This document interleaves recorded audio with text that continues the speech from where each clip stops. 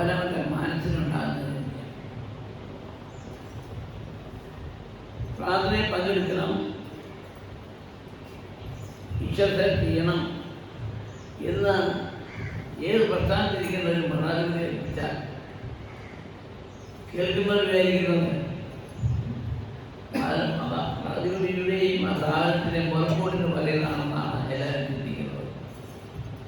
അങ്ങനെ ഒരു നാളും ചിന്തിക്കുന്നത്. നിലത്തെടുത്തിരുന്ന് അറിയാൻ വയ്യാത്ത കുഞ്ഞിന് ഒരാശാനാണ് എഴുതി കൊടുക്കുക എന്ന് പറയുന്നത് പോലെ ഈ ആത്മീയത്തെ പറ്റി നമുക്ക് എല്ലാവർക്കും കൊടുക്കുന്നത് ഒരു ആത്മീയ ഗുരുവുണ്ടായിരിക്കും. അത് ജാതിയോ അതൊന്നുമില്ല. അപ്പോൾ ആത്മീയ ഗുരു ഉണ്ടായിരിക്കണം, ആത്മീയ പഠനം. മനസ്സിന് ദുഃഖവും പ്രയാസവും തരാറുണ്ട്. മനുഷ്യന്മാരുടെ എല്ലാ അവതാര പുരുഷന്മാർക്ക് പോലും ആ മനോദുഃഖം അനുഭവിച്ച ചരിത്രമാണ് ഗ്രന്ഥത്തിൽ കാണുന്നത്. അപ്പോഴാണ് അവർ ഈ സഹിക്കാൻ പാടില്ല എന്ന് കാണുമ്പോഴാണ് ദേഹം പിടിക്കുന്നത്, ശരീരം പിടിക്കുന്നത്. ആത്മാവിന് മാറ്റമില്ല, ശക്തിക്ക് മാറ്റമില്ല. അത് മറ്റൊരു ശരീരത്തിലേക്ക് പ്രവേശനം ചെയ്തുകൊണ്ട് തൻ്റെ കിടപ്പാട് അത് നടത്തിക്കൊണ്ടേ ഇരിക്കുന്നു. അതാണ് ലോകാചാരി. അപ്പോൾ നാം ദുഃഖവും ദുരിതവും പ്രയാസമെന്ന് പറഞ്ഞ് ആരോട് പറയാനാണ്? നമ്മെ സൃഷ്ടിച്ച ശിക്ഷാവുണ്ട് ഈശ്വരൻ. അദ്ദേഹത്തോട് പറയാനുള്ള ആരോടാണ് പറയാൻ? മറ്റുള്ളവരെല്ലാം കേട്ടാൽ അയ്യോ കഷ്ടമാണെന്ന് മാത്രമേ പറയും. അവൻ അനുഭവിക്കുന്ന ദുഃഖങ്ങൾ എന്ന് മാത്രമേ അവൻ പറയാൻ താല്പര്യം. എന്നതിനെ പരിഹരിക്കാൻ ഈശ്വരനെ കൊണ്ട് മാത്രമേ സാധിക്കും.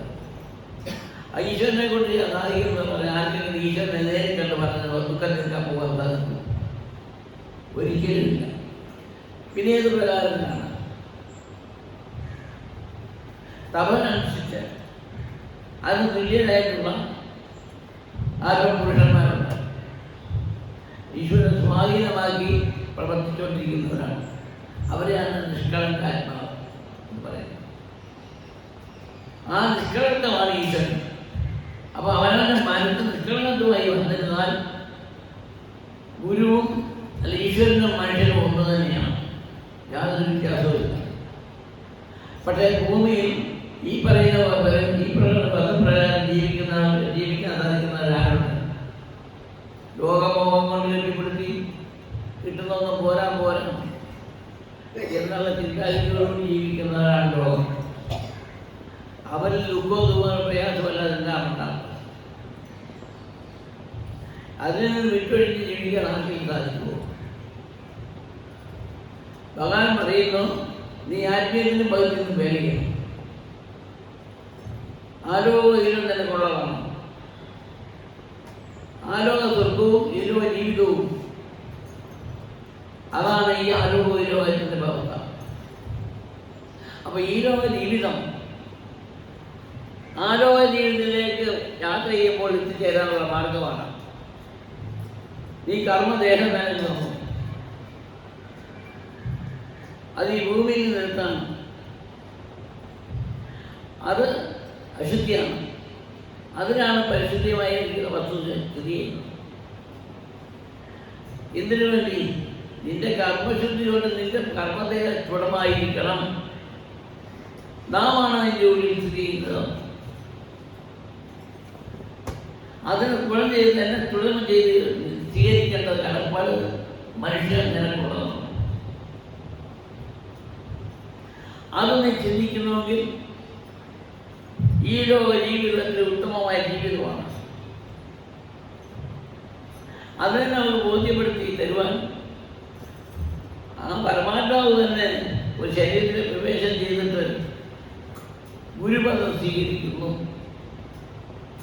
അതാണ് തപോമന്മാർ മനുഷ്യനിൽ അവല്ല ദൈവത്തോണ്ടാകാൻ കാരണം. അതാണ് തപം കൊണ്ടും കർമ്മം കൊണ്ടും പരിശുദ്ധത കൊണ്ടും അവൻ്റെ ശരീരം ഗുണം ചെയ്യും. ആ ഗുണം ചെയ്യുന്ന വസ്തുവിലെ ഈശ്വരൻ പാടുന്നുണ്ട്. ആ രൂപനാമമില്ലാത്തതിൻ്റെ ശക്തിയാണ് ഈശ്വരൻ. അതിനെ നാമായി നമ്മിനെ കാണുന്ന സാഹചര്യം യാതൊരു പ്രയാസവും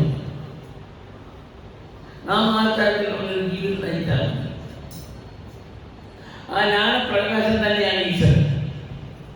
അത് കെടാവിളക്കാണ്, അണയുന്ന ദീപമല്ല. ആ ചൈതന്യ ശക്തി ജ്ഞാനപ്രകാശമാണ്. അതാണ് ഓരോ മനുഷ്യന്റെ അന്തരാത്മാവ് സ്ഥിതി ചെയ്തുകൊണ്ടിരിക്കുന്ന വസ്തു.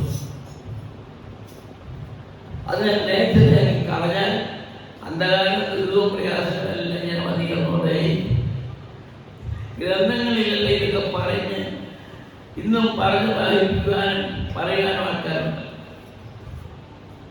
ഉള്ളവരുണ്ട്. പക്ഷെ ആ തരത്തിൽ ആരും ആകുന്നില്ലെന്ന് മാത്രമേ ഉള്ളൂ. പറച്ചിലേ ഉള്ളൂ, അനുഭവപ്പെടുത്തുന്നുമില്ല. അതുപോലല്ല ശുഭാനന്ദാശ്രമത്തിലെ ശുഭാനന്ദന്റെ എടുത്ത സ്വത്താണ്. ആ ലോകവും ഈ ലോകവും കണ്ടവനാണ്. ഒരു പുറം മാത്രമല്ല അവൻ കണ്ടവൻ, അതും ഗുണം കണ്ടവനാണ്. ആ ലോകം എന്ന് പറയുന്നത് മനുഷ്യൻ ജന്മവും, ഈ ലോകം എന്ന് പറയുന്നത് ശരീരം. അങ്ങനെ അതിനെ വിവരിച്ചാൽ എത്രമാത്രം അങ്ങനെ വിവരിച്ചു പോകാൻ സാധിക്കുമെന്നറിയോ? അപ്പോൾ സർവ്വതും ആ ലോകവും ഈ ലോകവും ഒരു മനുഷ്യൻ അടങ്ങിയിരിക്കുന്നു. ജീവാത്മാവും പരമാത്മാവും തന്നെ അടങ്ങിയിരിക്കുന്നു. അപ്പൊ ഈശ്വരൻ നാം ഒന്നല്ലേ? രണ്ടായിട്ട് ബന്ധിക്കാൻ പറ്റുമോ? സാധിക്കുന്നില്ല. ഇതൊന്നും മനുഷ്യൻ ജീവിതത്തിൽ ചിന്തിക്കാതെ എവിടെയെങ്കിലും അനന്തമായ എവിടെയെങ്കിലും പൂജയോ കർമ്മോ കണ്ട് അവിടെ പോയി കൊള്ളുക. അത് അനുഭവത്തിൽ തിരിച്ചു വരുമ്പോൾ എന്താണ് അനുഭവപ്പെടുന്നത്? അവിടെ പോയി കണ്ടിട്ട് വന്നാൽ എന്താണ് അനുഭവം? അവൻ്റെ ഉള്ളിൽ ഭവിക്കേണ്ടതാണ്. അത് പുറത്ത് ചെണ്ടമണ്ണം കണ്ടുപോയി കണ്ട് തുള്ളിയിട്ട് വന്നു കഴിഞ്ഞാൽ അതിൻ്റെ ഉള്ളിലോട്ട് പ്രവേശിക്കുന്നില്ല. പക്ഷെ അത് ലോകത്ത് വേണ്ടെന്നല്ല പറയുന്നത്. മനുഷ്യന് സന്തോഷം ഉണ്ടാകണമെങ്കിൽ ആത്മീയ ജീവിതത്തിൽ ഒരു കാവടിയാട്ടോ ഒരു തുള്ളലോ ഇതൊക്കെ കണ്ടു കഴിഞ്ഞാൽ മനുഷ്യൻ്റെ ആത്മീയസുഖം ഉണ്ടാകും. അതിനുവേണ്ടിയാണ് കൂടുന്നത്. പക്ഷേ ആ കണ്ട ഫലം തമ്മിലുണ്ടായിരിക്കണം.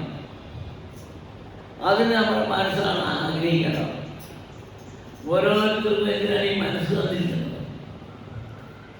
മനസ്സിനുള്ളിൽ ബോധം ഉദിച്ച് പ്രകാശിച്ച് നിൽക്കുന്നതാണ് ശുഭാനന്ദം. മനസ്സിൻ്റെ കേട്ടോണം, മനസ്സിൻ്റെ ഉള്ളിൽ പ്രകാശിച്ച് നിൽക്കുന്ന വസ്തുവാണ് ആത്മബോധം. ആ പ്രകാശമാണ് ജ്ഞാനം. അവിടെയാണ് ജ്ഞാനം ഗുരുവായി വരുന്നത്. അതാണ് അന്തരാത്മാവിൽ ഭവിക്കുന്ന ശക്തി.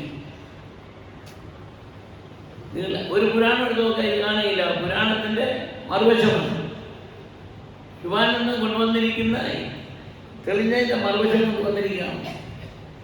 അപ്പോൾ താഴോട്ട് പോകേണ്ട ഒരു കാര്യമില്ല. നിങ്ങൾ എന്ത് പഴയ പുരാണങ്ങളൊക്കെ വായിച്ച് താഴോട്ട് പോകും, മുന്നോട്ട് ഇത് കേൾക്കേണ്ട. ഇത് കേൾക്കാൻ താഴോട്ട് പോയി നൽകി ഒരു സ്കൂളിൽ പഠിക്കുന്ന കുട്ടി പത്ത് പിടിച്ചു അതിലോട്ട് കാരണം 9 പഠിച്ചുകൊണ്ട് മാത്രം ഇരുന്നാൽ മതി, ജയിക്കത്തില്ല എന്ന് പറയുന്നത് പോലെ ത്രേതം അവർ കഴിയും. ത്രേത കഴിഞ്ഞ് അവരെ പോയി കഴിയുകയാണ്. ഈ കഴിയുകത്തിൽ വിധാനം എല്ലാ വിഷന്മാരും പറഞ്ഞു, ഞാൻ വീണ്ടും വരും കഴിയുകത്തിൽ സംസ്ഥാനം വിദ്യത്തിൽ മട്ടം കൊടുക്കുവാൻ അല്ല തിരിച്ചു വരാൻ. ആ കാലമാണ് ഇത് കഴിയുക. ഈ കഴിയുകത്തിൽ ഇന്നത്തെ ജനങ്ങൾക്ക് എത്രയും ഭാഗ്യം സിദ്ധിച്ചിരിക്കുന്നത്. എന്താണ് കാരണം? അതിൻ്റെ കാരണം എന്താണ്? കഴിവത്തിൽ ജന്മം കിട്ടാൻ സുഹൃത്തം ഉണ്ടായിരിക്കണം. ഈ കഴിവത്തിൽ സുഹൃത്ത് നമുക്ക് കിട്ടിയത് കാരണം എന്താണ്? ആരാണ് അതിൻ്റെ കാരണക്കാരൻ? ത്രേതഭാവനം. ഈ 3 യുഗത്തിൽ നമ്മുടെ പൂർവിതാക്കന്മാരുടെ പരിശുദ്ധമായ കർമ്മത്തിൻ്റെ ഫലമാണ് ഈ 4 യുഗത്തിൽ കൊണ്ട് അവൻ മുട്ടിച്ചേരും ചരിത്രപ്പെട്ടു പോയിരിക്കുന്നത്. അപ്പോൾ നാം എന്താണ് ചെയ്യേണ്ടത്? ആ ആത്മാവല്ലേ നമ്മെ അവിടെ എത്തിച്ചേരും, ശരീരമല്ലേ. അപ്പം ഈ കഴിവത്തിൽ ആ ആത്മാവിനെയും നമ്മൾ ചിന്തിക്കുമ്പോൾ നമ്മോട് ആ കലയ്ക്ക് ഭഗവാൻ മോട്ടം കൊടുക്കുന്നു കഴിവത്തിൽ. ഇതാണ് എൻ്റെ പരമാർത്ഥത. അല്ലാതെ കുട്ടുമരിയിട്ട് മോട്ടം കൊടുക്കുവാണെന്ന് പറഞ്ഞത് കൊണ്ടോ ആറ്റിപ്പോയി മുങ്ങിക്കയറിയത് കൊണ്ടോ പുതിയ പത്രം കൊടുത്തുകൊണ്ട് ഓടി നടന്നതുകൊണ്ടോ ഒന്നും മോട്ടമാകുന്നില്ല. 1ാം ക്ലാസ് ഒരു അക്ഷരം പഠിക്കുന്ന ഒരു കുട്ടിയെ എഴുതാൻ അവിടെ മുതൽ അതിൻ്റെ പടിപടിയായിട്ട് പഠിച്ചു വന്നെങ്കിൽ മാത്രമേ അതിന് ചേരുവുള്ളൂ, പഠിച്ചുകൊണ്ട് വിജയം ഉണ്ടാകുള്ളൂ എന്ന് പറയുന്നത് പോലെയാണ് ആത്മീയത്തിൽ. ത്രേതഭാവന കഴിയും. ഈ 3 യുഗത്തിലേക്കും പഠിച്ചു വേണം പുറമറിയുവാൻ വരണം. നമ്മെ കൂടെ സാധിക്കുമോ? നമ്മുടെ പൂർവിതാക്കന്മാരായ മെനക്കെട്ട് അത് ആത്മാവുമായിരുന്നു, ഈശ്വരനുമായിരുന്നു. അതാണ് ഈ 4-ാം പടി കൊണ്ട് മുട്ടിച്ചിട്ട് അവരുടെ കാരണദേഹം വിട്ടു പോയിരിക്കുന്നു. ആ ആത്മാവും തന്നെ ജയിക്കേണ്ടതാണ്. ആ സുഹൃതം തൻ്റെ തലമുറയായിരിക്കുന്ന മനുഷ്യന്റെ ആ പൂർവ്വകാലന്മാർ നമ്മളെ കൊണ്ടുവച്ചിരിക്കുന്നു. ആ സുഹൃതമാണ് നമ്മൾ കലിയുഗത്തിൽ ജനിക്കാൻ കാരണം.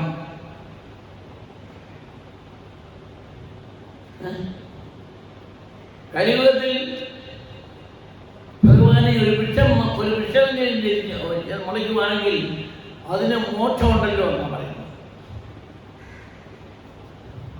ഒരു വൃക്ഷം പറയുന്നു, ഒരു വൃക്ഷത്തിൻ്റെ അരി പറയുന്നു, ഗുരു പറയാണ് ഭഗവാൻ ഈ കലിയുഗത്തിൽ എനിക്ക് ഒരു ജന്മം കിട്ടിയിരുന്നാൽ എനിക്ക് മോക്ഷമാണ്.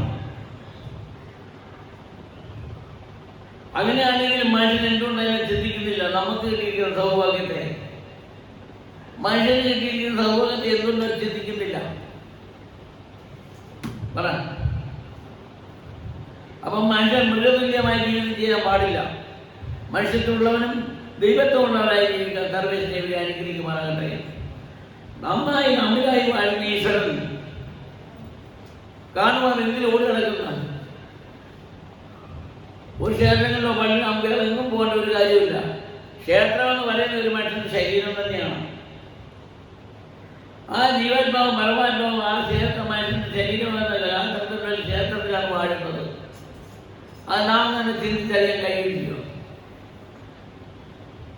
അതിന് കഴിവില്ലേ? അതറിയണം. അതറിഞ്ഞ് ജീവിച്ചെങ്കിൽ മാത്രമേ കലിയുഗത്തിൻ്റെ ഗുണം നമുക്ക് അനുഭവിക്കാൻ സാധിക്കുള്ളൂ. ഭഗവാൻ ഇരിക്കുന്ന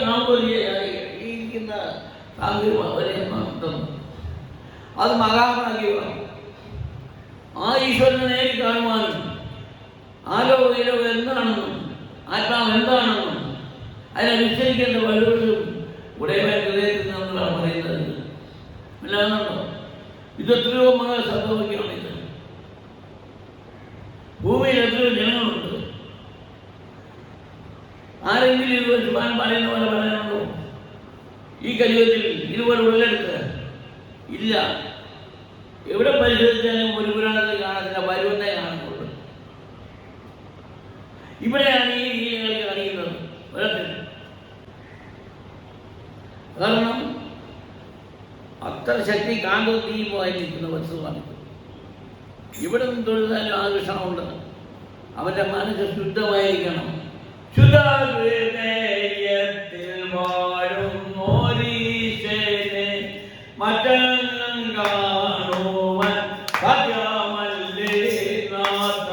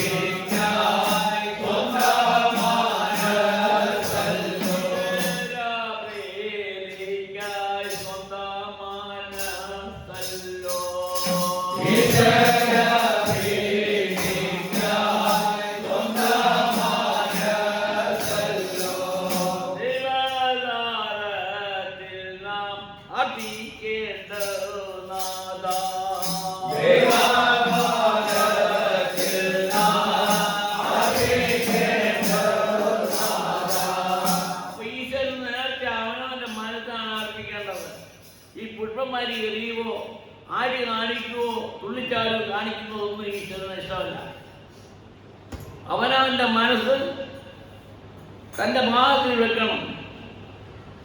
അത് കാണുമ്പോൾ എൻ്റെ കുഞ്ഞ് എന്നോട് തിരിച്ചുള്ളതാണ്.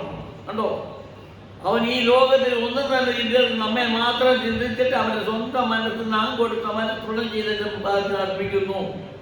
അതാണ് ഉത്പാദനം. അതിന് പകരം വിഗ്രഹത്തിന് മുമ്പിൽ പുഷ്പന്മാരി എറിഞ്ഞോടുക, ഈ കളപ്പത്തൂത്തോടുക. ഭഗവാന്റെ ആർക്കാണ്? ഭഗവാൻ എവിടാണ്?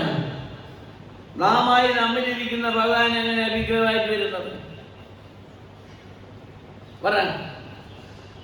ഭഗവാൻ നാമായി നമ്മിലായി വാഴുന്ന ഈശ്വരന് എവിടെയാണ് വിഗ്രഹമായിട്ട് വന്ന് കാണുന്നത്? അവിടെ കൊണ്ട് അർപ്പിക്കാൻ.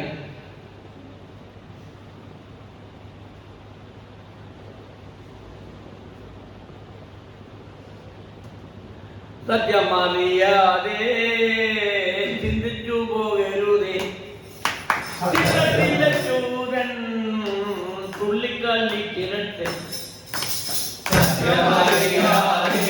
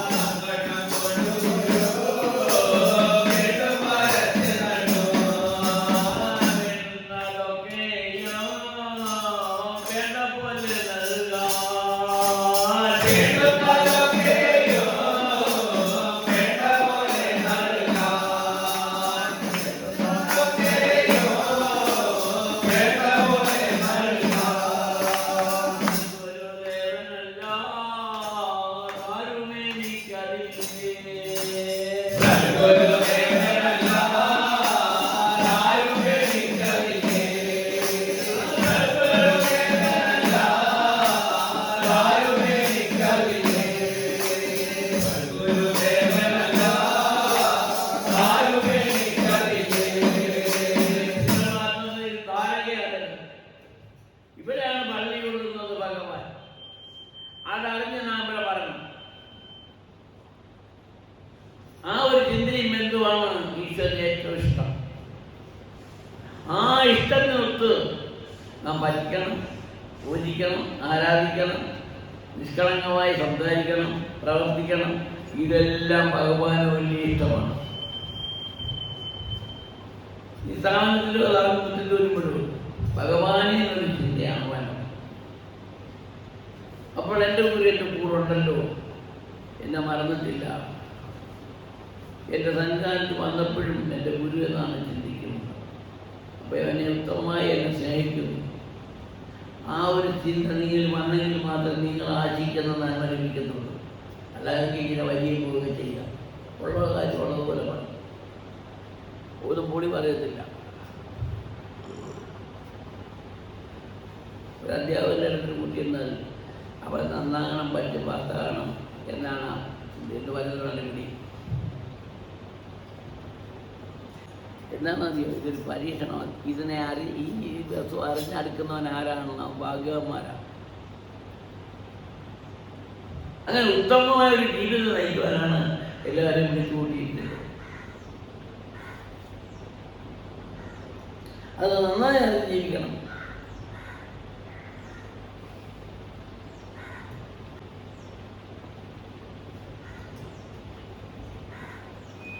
വെള്ളി ശനി ഞാൻ 3 ദിവസം വ്രതം പറഞ്ഞിട്ടുണ്ട്. അത് ഭക്ഷണത്തിലും ആ ശുദ്ധതയുണ്ടാകണം, മനസ്സിന് ശുദ്ധതയുണ്ടാകണം. അതും ശുഭാന്തനെ അറിയുന്നവരാണ്. ഭക്തി കൊണ്ട് ഈശ്വരനെ സ്വാധീനമാക്കാവുന്നതാണ്.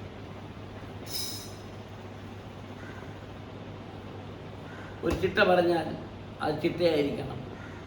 അവിടെയാണ് ഗുരുത്വം എന്ന് പറയുന്നത് അനുഗ്രഹം കിട്ടുന്നത്, നിലനിൽക്കുന്നത്. ഇത് നിങ്ങൾ അറിയുന്നില്ല.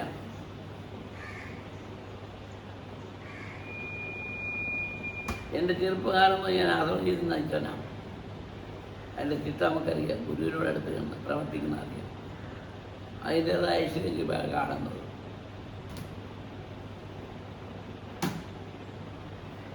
പിന്നെന്താണെന്ന് ചോദിച്ചു കഴിഞ്ഞാൽ എവിടെയെങ്കിലും തട്ടുകയോ മുട്ടുകയോ ഒക്കെ ചെയ്യണം. അന്നേരം ഓർക്കുകയോ ഞാൻ പറയാൻ പറ്റിയതില്ലല്ലോ, അങ്ങനെയൊക്കെ വരുത്തല്ലേ.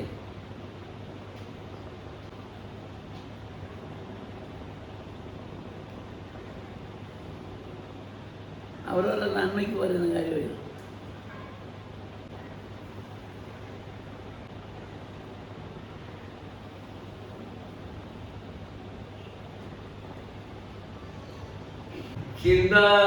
ചിന്താലീലായ